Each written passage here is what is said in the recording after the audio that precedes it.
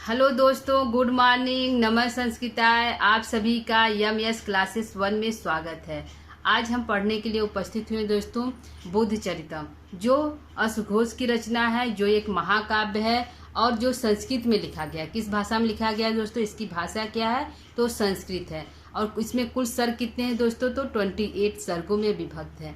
और इसमें जो 14 सर्ग हैं, 14 सर्ग, क्योंकि ये संस्कृत भाषा में लिखा गया महाकाव्य है, तो 14 सर्ग तक ही महाकाव्य जो संस्कृत भाषा में प्राप्त होते हैं। और जो 14 सर्ग हैं वह जो चीनी और तिब्बती भाषा में प्राप्त होते हैं। ठीक है दोस्तों, तो जो बुद्ध चरितम हमारा है, जो बुद्ध का चरितम जो लिखा है अश्वघोष ने, इसमें भगवान बुद्ध के जन्म से लेके उनके महापरिनिर्वाण तक की कथा उपलब्ध है। इस जो किताब में बुद्ध भगवान के जन्म से लेकर उनके मृत्यु तक की कथा उपलब्ध है। इसमें भगवान बुद्ध एक राजकुमार थे, सुद्धोधन के पुत्र थे, एक राजा थे।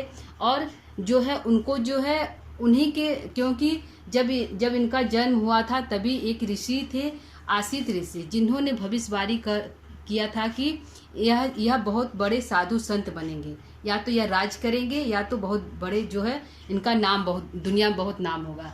तब जब इनके पिता जान गए कि यह साधु संत बन जाएंगे, तो उन्होंने पूछा कि इसका उपाय क्या है। तो उन्होंने घर में ही इनकी सारी व्यवस्था कर दी थी। जन्म के बाद इनका जन्म हुआ, या बाहर की दुनिया नहीं देखे थे। यह जो है गौतम बुद्ध जो है या बाहर की दुनिया नहीं देखे थे। जन्म हो गया, इनकी शादी हो गई। तो शादी के कुछ दिन बाद यह अपने पिता से बोले कि हम भ्रमण करना चाहते हैं, हम जो है भ्रमण करना चाहते हैं। तो पिताजी ने जो है मतलब आज्ञा तो दे दी, लेकिन जो है नगर की व्यवस्था इतनी अच्छी कर दी, चारों तरफ साफ सफाई करवा दी।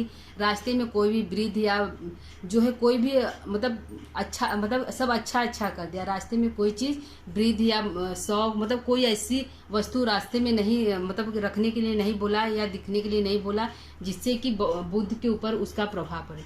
लेकिन सौभाग्य से जो है जब गौतम बुद्ध घूमते हुए निकले, कुछ दूर तक गए, तो उनको रास्ते में एक जो है, दोस्तों थोड़ी सी हम कहानी सुन लेते हैं। इसमें कहानी क्या है, तो रास्ते में उनको यह राजकुमार से बुद्ध कैसे बने, महात्मा कैसे बने, तो थोड़ा सा जान लेते हैं दोस्तों। तो रास्ते में इनको सबसे पहले क्या मिले? 4 व्यक्ति मिलते हैं। सबसे पहले इनको एक जरा जो है वृद्ध व्यक्ति मिलता है। ठीक है, तो अपने जो उनके जो सेवक थे, जो इनका जो उनके रथ को हाँक रहा था, चन्ना नाम था। क्या था दोस्तों? रथ को जो हाँक रहा था उसका नाम चन्ना था। उससे पूछा कि यह कौन है जो डंडा लेकर चल रहा है? तो बोले कि अरे यह वृद्ध हो गया है, बुढ़ा गया है, या सभी की ऐसी आयु, सभी की ऐसी स्थिति होती है। एक दिन ऐसा आया कि सभी जो है वृद्ध हो जाएंगे। तो बोले कि हम लोग भी ऐसे हो जाएंगे, हम भी वृद्ध हो जाएंगे, ऐसे इस अवस्था में हो जाएंगे। बोले हाँ, सभी लोग एक दिन ऐसे हो जाते हैं। तो जब रास्ते में कुछ दूर और आगे जाते हैं, तो उनको एक बीमार आदमी दिखता है। तो बोलते यह कौन है, यह क्यों सोया हुआ, लेटा हुआ या कहर रहा है, यह कौन है? तो बोले कि यह जो है एक बीमार व्यक्ति है, यह जो वृद्ध हो गया है, अब यह बीमार पड़ गया है और इसके बाद इसकी मृत्यु हो जाएगी। तो बोले कि सबकी ऐसी अवस्था हो जाएगी? बोले हाँ। चन्ना बोला कि हाँ, सबकी ऐसी अवस्था हो जाएगी। एक दिन व्यक्ति आज जवान है तो एक दिन बूढ़ा हो जाएगा, और एक दिन बीमार होकर वह फिर इसको मृत्यु हो जाएगी। फिर उसके कुछ दूर आगे जाते हैं तो उनको एक जो है मृत व्यक्ति मिलता है, शैया पर लेटा रहता है। सब उसको लेकर जाते रहते हैं। तो बोलते हैं कि यह कौन है? तो बोले यह जो है इसकी मृत्यु हो गई है, या जो ऊपर चला गया है, भगवान के पास चला गया है।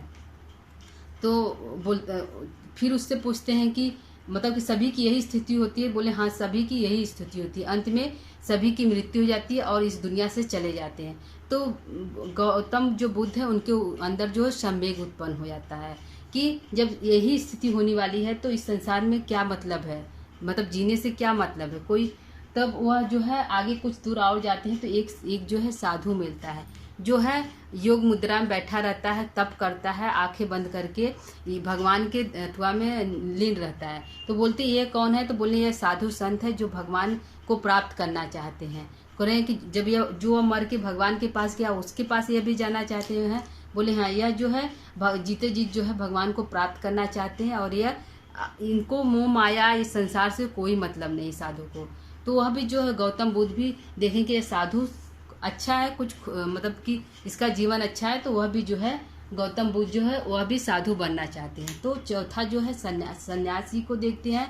सन्यासी को देखकर इनके अंदर सन्यास बनने का मतलब साधु बनने का जो है संवेग उत्पन्न होता है। और दोस्तों तो उसके बाद जो है यह साधु बन जाते हैं। इनके तृतीय सर्ग में इनके अंदर संवेग उत्पन्न होता है और उसके बाद चतुर्थ पंचम सर्ग में यह जो निकल जाते हैं घर से। ठीक है दोस्तों, तो यह जो था गौतम बुद्ध का थोड़ा सा सामान की यह कैसे साधु बने, थोड़ा सा इनका परिचय था दोस्तों। तो आइए हम सबसे पहले यहाँ पे देखते हैं अश्वघोष का परिचय, क्योंकि हम जो लेखक है उनका परिचय थोड़ा पढ़ लेते हैं, फिर उसके बाद जो है उनकी जो रचना बुद्ध चरितम उसका सामान्य परिचय पढ़ेंगे। ठीक है, तो जो है अश्वघोष का मूल नाम क्या है? अश्वघोष का मूल नाम क्या है दोस्तों?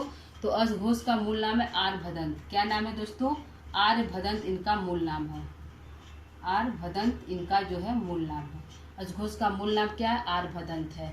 इनका जन्म स्थान क्या है? यह इनका जन्म कहाँ हुआ था? अश्वघोष का जन्म कहाँ हुआ था दोस्तों? तो अश्वघोष का जन्म हुआ था साकेत। कहाँ हुआ था? साकेत में हुआ था। इस समय यह साकेत कहाँ पे है दोस्तों? वर्तमान में यह स्थान कहाँ प्राप्त होता है? तो वर्तमान में यह स्थान अयोध्या नाम से यह प्रसिद्ध है। क्या नाम है? अयोध्या नाम से यह प्रसिद्ध है। जो साकेत है यह इस समय वर्तमान में अयोध्या नाम से प्रसिद्ध है। और कहाँ पे है? तो उत्तर प्रदेश में है। कहाँ पे है दोस्तों? उत्तर प्रदेश में। यह जो अयोध्या है उत्तर प्रदेश में है। तो अश्वघोष का जन्म कहाँ हुआ था? साकेत में हुआ था। इनका मूल नाम क्या है? आर्यभदंत है। इनकी माता क्या नाम है? अश्वघोष की माता क्या नाम है दोस्तों? सुअराक्षी। क्या है?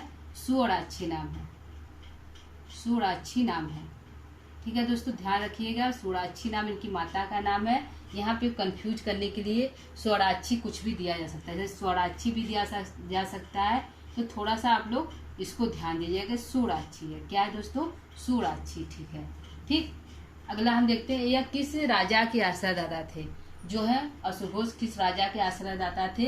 तो यह थे राजा कनिष्क के आश्रय। किसके थे? राजा कनिष्क के आश्रयदाता थे। किसके?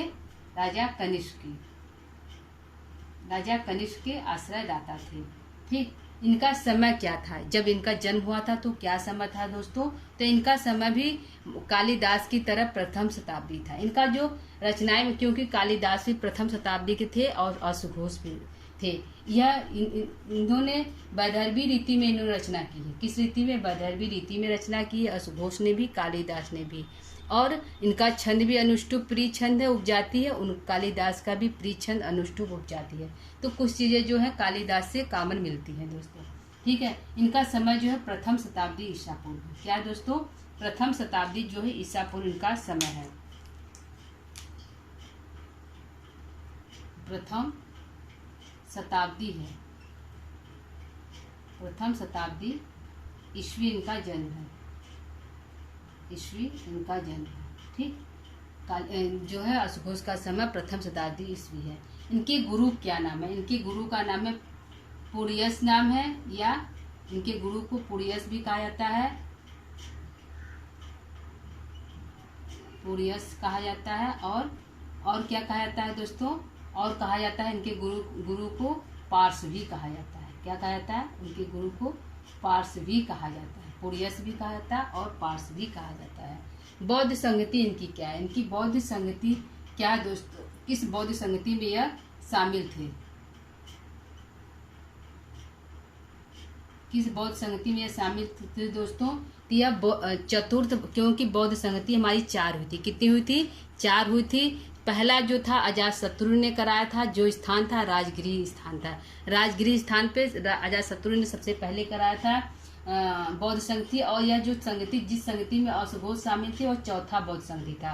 कौन था दोस्तों? चौथा बौद्ध संगति था।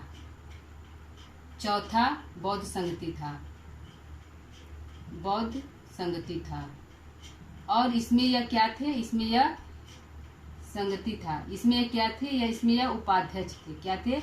उपाध्यक्ष थे। जो है उपाध्यक्ष के रूप में यह काम किए थे चौथे बौद्ध संगति में। ठीक है, इनको उपाधि कौन सी प्राप्त थी? ठीक है दोस्तों, इनके उपाधि कौन कौन सी प्राप्त थी? तो आर्यभदंत भी इनको कहा जाता था। महाकविराज भी कहा जाता। क्या कहा था? आर्यभदंत भी कहा जाता है। आर्यभदंत इनकी उपाधि एक है। एक महाकविराज है। क्या है दोस्तों? महाकविराज इनको कहा जाता है। और एक कहा जाता है आर्यभदंत कहा जाता है, महाकविराज कहा जाता है और महावादी कहा जाता है। क्या कहा जाता है? महावादी कहा जाता है, महावादी कहा जाता है। ठीक है, अगला देखते हैं, यह किसके शिष्य थे? सॉरी, इनके शिष्य कौन थे? अश्वघोष के शिष्य कौन थे दोस्तों? तो राजा कनिष्क थे। कौन थे? कनिष्क थे। राजा कनिष्क इनके शिष्य थे। इनका शिष्य कौन था? राजा कनिष्क थे।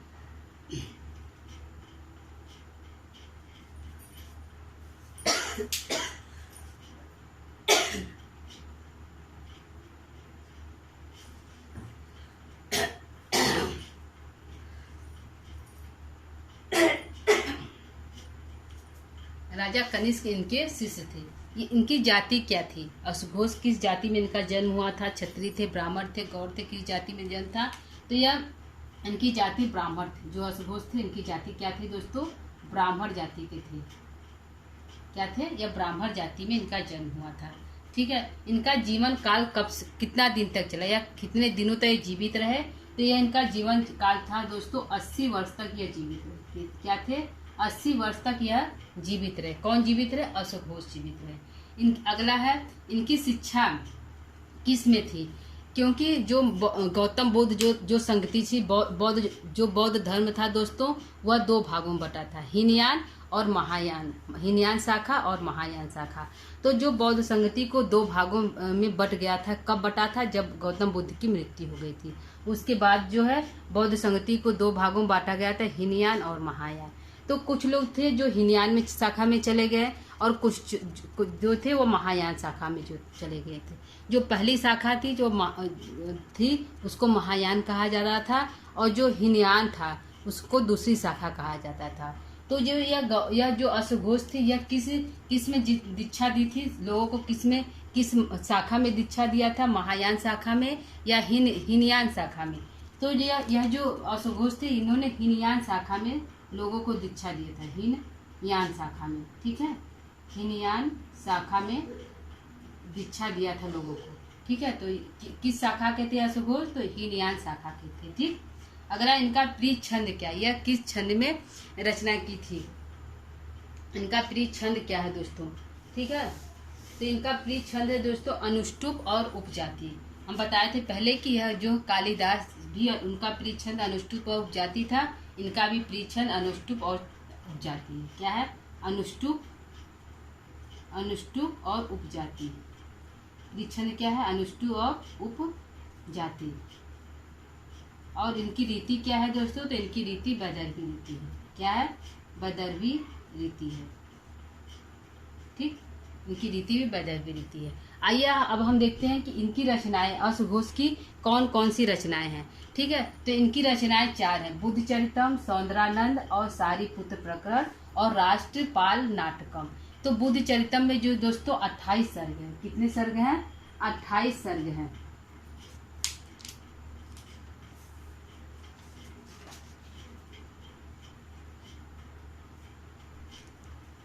बुद्धचरितम कितने सर्ग हैं दोस्तों? 28 सर्ग हैं। 28 सर्ग है। बुद्धचरितम में कुछ सर्ग कितना है? 28 है। कितना है दोस्तों? 28 है सर्ग है। और जिनमें से 14 सर्ग है। इस 28 सर्ग को 2 भागों में बांटा गया। 14 सर्ग जो है जो संस्कृत भाषा में लिखा गया है। संस्कृत भाषा में लिखा गया। क्या लिखा गया दोस्तों? संस्कृत भाषा में लिखा गया है। और जो 14 सर्ग है यह तिब्बती और चीनी भाषा में है। क्या दोस्तों? तिब्बती और चीनी भाषा में है। चीनी भाषा में है। ठीक है, तिब्बती और चीनी भाषा में 14 सर्ग प्राप्त है। तो यह जो है एक महाकाव्य है। बुद्धचरितम क्या है? एक महाकाव्य है। क्या है दोस्तों? यह एक महाकाव्य है। महाकाव्य है और संस्कृत में लिखा गया है। क्या है दोस्तों? संस्कृत में प्राप्त है। जो महाकाव्य है यह संस्कृत में प्राप्त है। बुद्धचरितम जो है महाकाव्य है और संस्कृत में प्राप्त है। और दूसरी इनकी रचना क्या है दोस्तों? इनकी दूसरी रचना जो है सौंदर्यानंद है। इसमें सुंदरी और नंद की कथा है। जो नंद इनके जो है सौतेले भाई यानी जो प्रजापति गौतमी है उनके पुत्र नंद थे और उनकी पत्नी का नाम सुंदरी था। तो सुंदरी और नंद की जो है प्रेम कथा का वर्णन जो है प्रेम, विवाह, मिलन और वियोग का वर्णन है। ठीक है।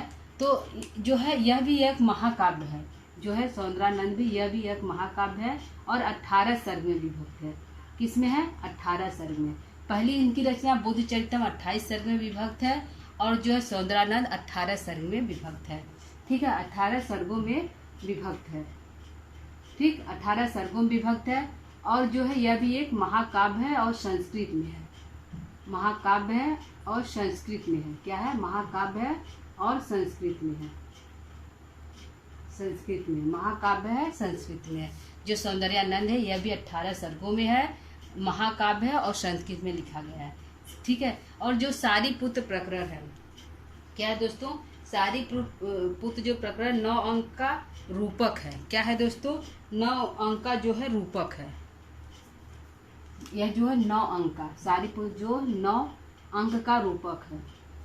9 अंक का क्या है? रूपक है और अंशतः प्राप्त है, मतलब प्राप्त नहीं है, थोड़ा बहुत प्राप्त है, अंशतः प्राप्त है, जो है अंशतः प्राप्त है, थोड़ा प्राप्त है। और चौथा हमारा राष्ट्रपाल नाटक, जो है यह जो है गेय पद है। क्या है दोस्तों? यह जो राष्ट्रपाल है यह गेय नाटक है और चीनी भाषा में है।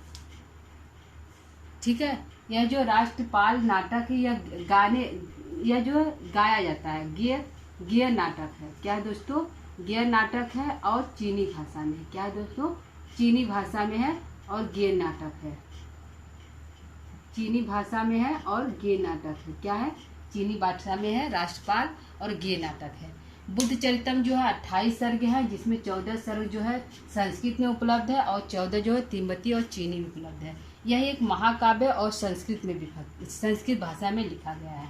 दूसरा जो है सौंदर्यानंद है, जो जिसमें 18 सर्ग है और यह भी महाकाव्य है और संस्कृत में उपलब्ध है। तीसरा है सारीपुत्र प्रकरण, यह इसमें 9 अंक है, रूपक है, 9 अंकों का रूपक है और यह थोड़ा अंशतः मतलब प्राप्त है, पूर्णतः प्राप्त नहीं है। ठीक है। और चौथा है राष्ट्रपाल नाटक, जो गेय नाटक है, जिसकी भाषा चीनी भाषा है। ठीक है। अगला हम देखते हैं जो है बुद्ध चरितम का जो है ग्रंथ परिचय। इसका देखते हैं बुद्ध चरितम का, क्योंकि हम बुद्ध चरितम पढ़ रहे हैं तो उसका जो है समान परिचय देखेंगे। तो बुद्ध चरितम के लेखक कौन है दोस्तों? तो बुद्ध चरितम के लेखक जो हमारे अश्वघोष हैं। कौन है?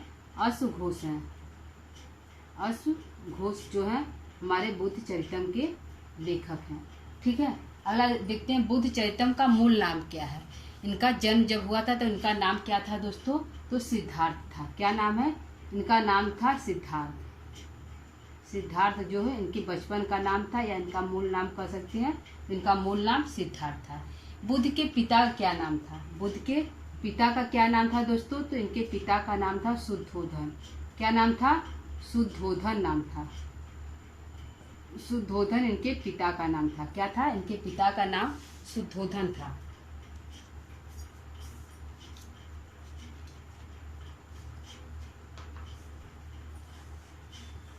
ठीक, इनके पिता का नाम शुद्धोधन था। इनकी माता क्या नाम था? जो था गौतम बुद्ध की माता क्या नाम था दोस्तों?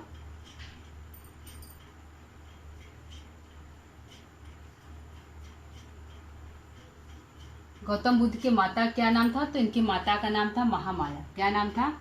महामाया नाम था। महामाया नाम था। इनकी माता का नाम महामाया था, जो जन्म देते ही इनकी मृत्यु हो गई। जब इनका जन्म हुआ था तो इतनी प्रसन्न थी खुश थी कि इनकी माता की मृत्यु हो गई। तो इनके जन्म के तुरंत बाद ही जो है महामाया की मृत्यु हो गई। क्या हो गई? मृत्यु हो गई जन्म के बाद। क्या है दोस्तों? जन्म के बाद ही मृत्यु हो गई। जन्म के बाद मृत्यु हो गई। मृत्यु हो गई। ठीक है। इसके बाद इनका पालन पोषण किसने किया था दोस्तों? तो इनका जो पालन पोषण है, इनका पालन पोषण प्रजापति गौतमी के द्वारा किया गया था। जो है प्रजापति गौतमी के द्वारा, प्रजापति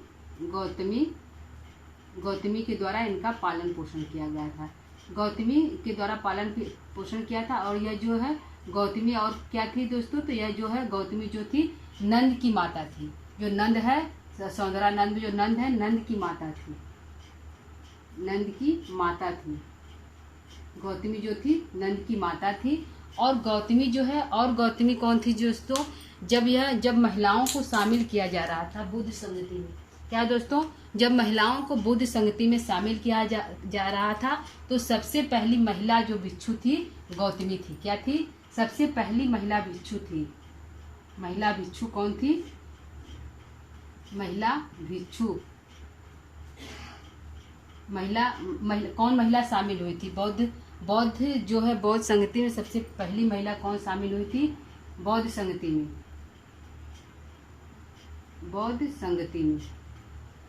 बौद्ध धर्म में सबसे पहली महिला कौन शामिल हुई थी? तो गौतमी शामिल हुई थी। ठीक है दोस्तों, बौद्ध धर्म में सबसे पहली महिला कौन शामिल हुई थी? तो गौतमी शामिल हुई थी। दूसरी कौन हुई थी? तो आम्रपाली थी। आम्रपाली कौन थी दोस्तों? तो वह एक वेश्या थी। ठीक है, दूसरी कौन थी? पहली गौतमी थी और दूसरी कौन थी? आम्रपाली जो वैशाली की ही रहने वाली थी। आम्रपाली थी और यह एक वेश्या थी। क्या थी? वेश्या थी। आम्रपाली एक वेश्या थी और वह दूसरे नंबर पर जो है महिला जो थी बौद्ध संगति बौद्ध धर्म में शामिल होने वाली महिला थी। पहली गौतमी थी, दूसरी आम्रपाली थी। गौतमी जो थी माता थी गौतम बुद्ध की, प्रजापति उसकी गौतमी नाम था, उसकी सौतेली माता थी या मौसी कह सकते हैं, और वह नंद की माता थी। और जो गौतमी थी वह बौद्ध संगति में पहली महिला शामिल होने वाली थी और दूसरी आम्रपाली थी। ठीक है, बुद्ध की पत्नी का क्या नाम था? तो बुद्ध की पत्नी का नाम यशोधरा था। क्या नाम था दोस्तों? यशोधरा नाम था। यशोधरा था बुद्ध की पत्नी का नाम।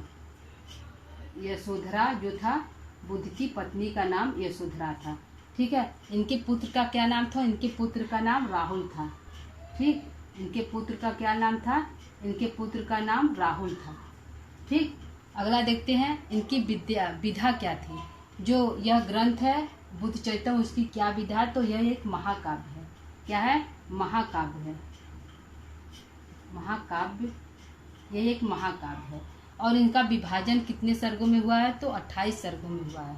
किस में हुआ है दोस्तों? विभाजन कितने सर्गों में हुआ? तो 28 सर्गों में हुआ है।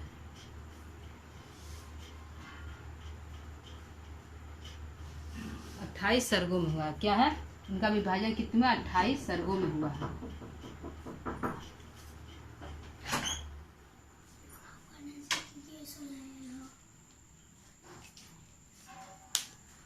ठीक है दोस्तों, आगे क्लास हम फिर से लेंगे। तब तक के लिए नमस्ते संस्कृत।